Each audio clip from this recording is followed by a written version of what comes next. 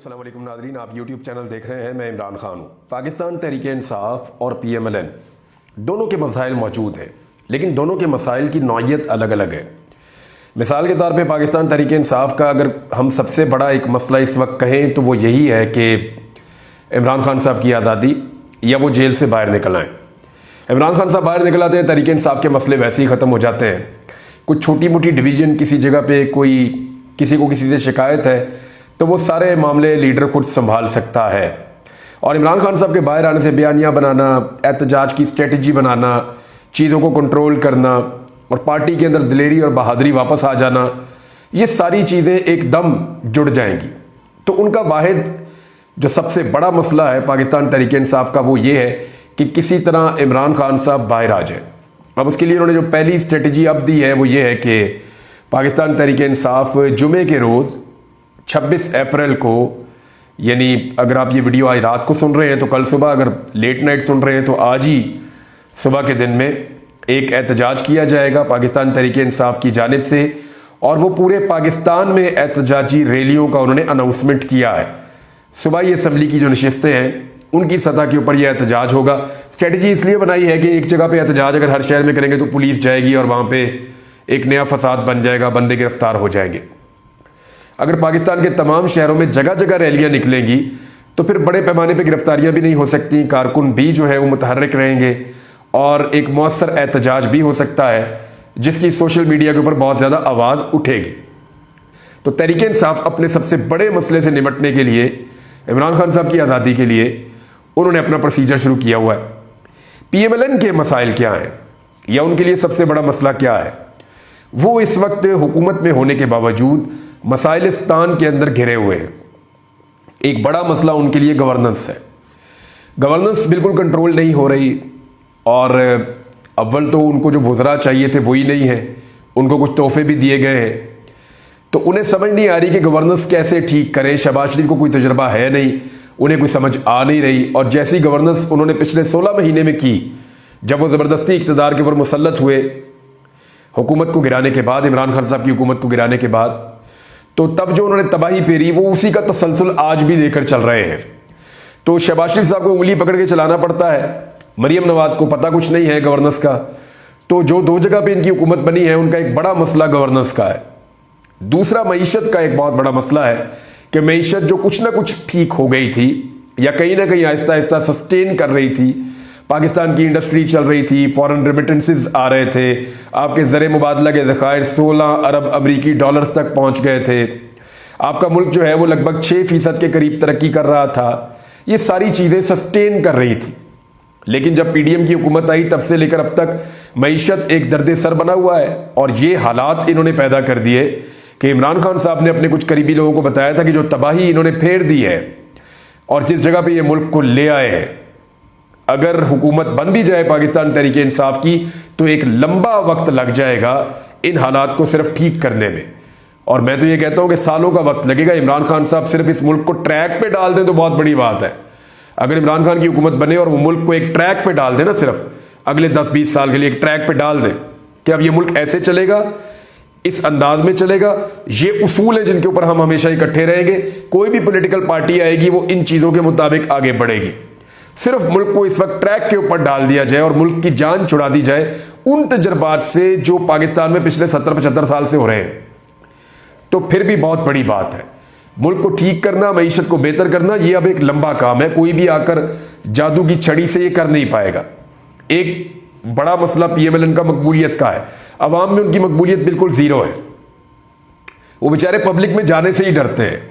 हर दूसरे दिन कोई ना कोई इशू हो जाता है, इसके बावजूद वो पब्लिक के बीच में जाने से घबराते हैं। नवाज शरीफ साहब ने कैसे डीलों के नतीजे में अपनी मकबूलियत को ज़मीन बोस किया है ये तो पूरा पाकिस्तान जानता है।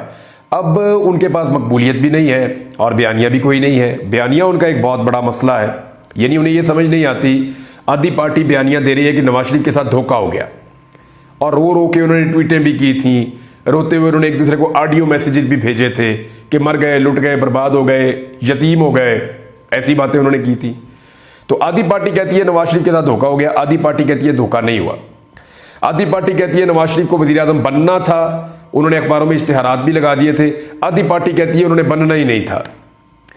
फिर एक और बयानिया जहां पे लड़ाई है, पार्टी के कुछ लोग कहते हैं जी मियां नवाज शरीफ साहब को जनरल कमर जावेद बाजवा साहब ने मुल्क से बाहर भिजवाया था, या एस्टेब्लिशमेंट कह लें उन्होंने मुल्क से बाहर भिजवाया था।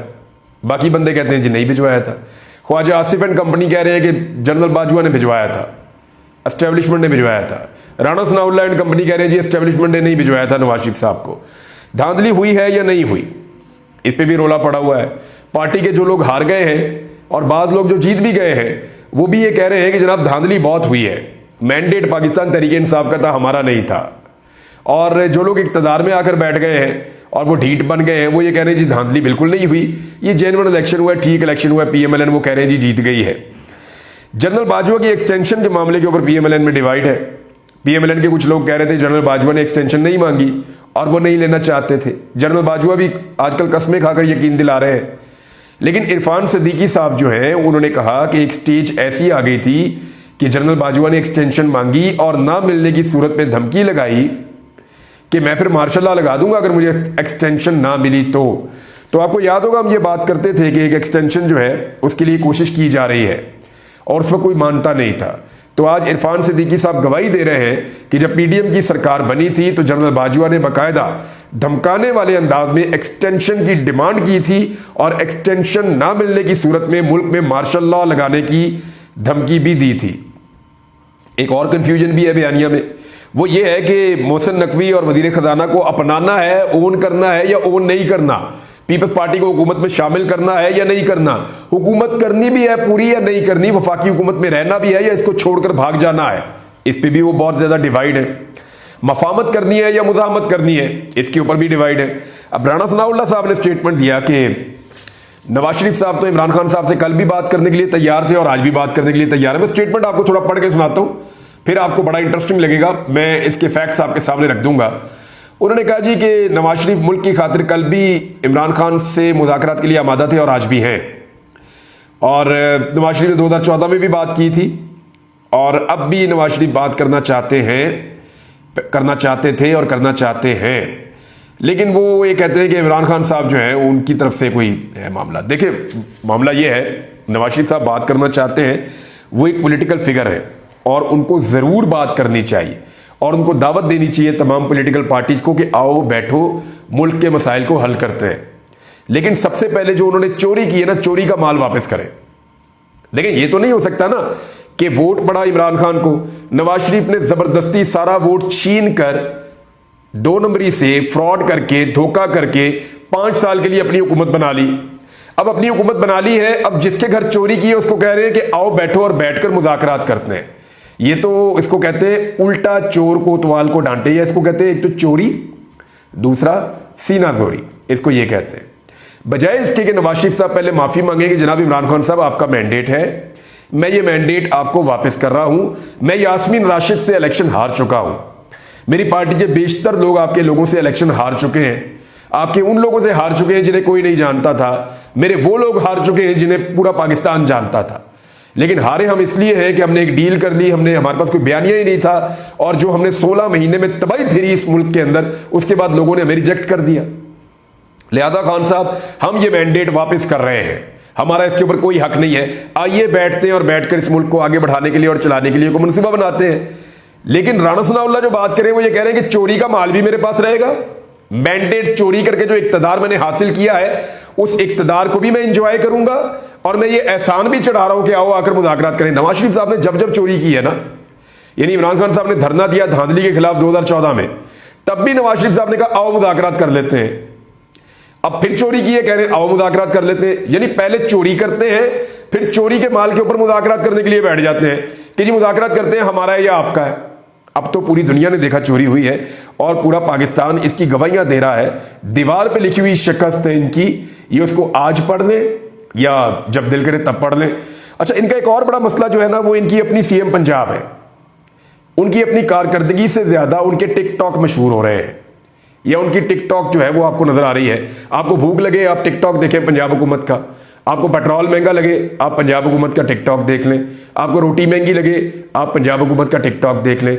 डॉलर महंगा हो, गवर्नेंस बुरी हो, बिजली महंगी हो, गैस महंगी हो, हालात खराब हो, पाकिस्तान के अंदर बदअमनी हो, लॉलेसनेस हो, चोरी डकैती हो जाए, आप टिकटॉक देखें और वो देखकर आप इंजॉय करें।